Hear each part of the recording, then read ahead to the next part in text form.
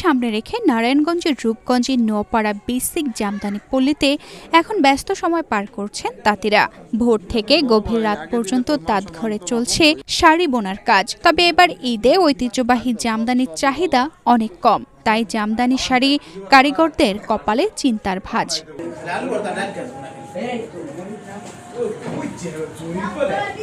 মসলিনের উত্তরসূরি হিসেবে পরিচিত জামদানি শাড়ি বাঙালি সংস্কৃতির এক গুরুত্বপূর্ণ ঐতিহ্য।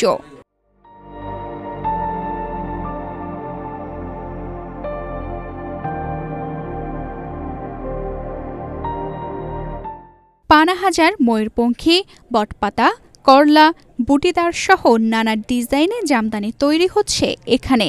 তবে নানা কারণে এবার বিক্রি কম বলে জানায় সংশ্লিষ্টরা।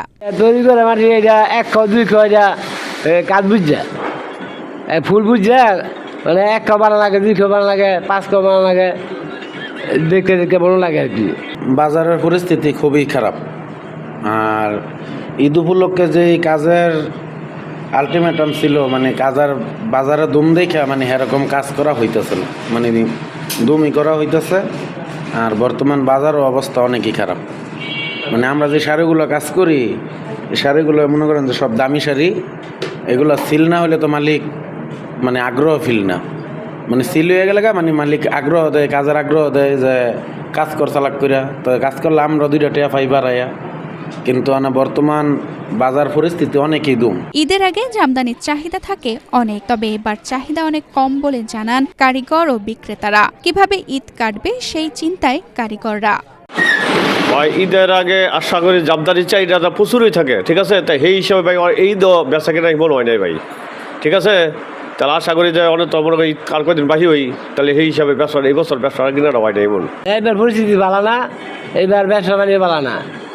মাহাজনরা এইবার কিনে চলাফেরা করবো, এইবার নিজেও করতে পারে না।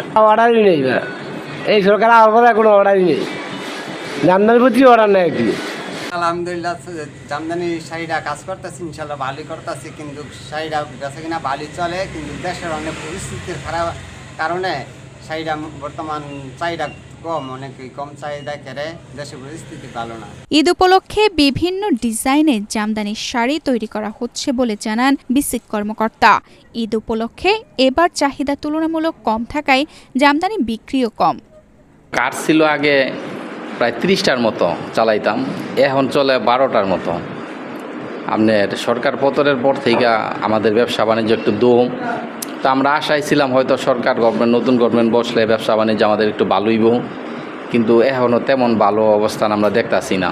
শত বছরের ঐতিহ্য বহন করা জামদানি আজও বিশ্বজুড়ে বাংলাদেশের পরিচয় তুলে ধরছে। ঐতিহ্যের এই কারিগরদের জীবনমান উন্নয়নে আরও সহায়তা প্রয়োজন বলে মনে করছেন সংশ্লিষ্টরা।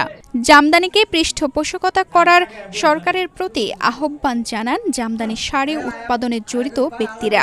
জামদানি পল্লীর আজকের যেই অবস্থা, ঈদের আগ মুহূর্তে অতীতে খুবই ভালো ছিল, এখন আমাদের জামদানি ব্যবসায় অনেকটাই কম। আমাদের এই সরকার গঠন করার পরে একটু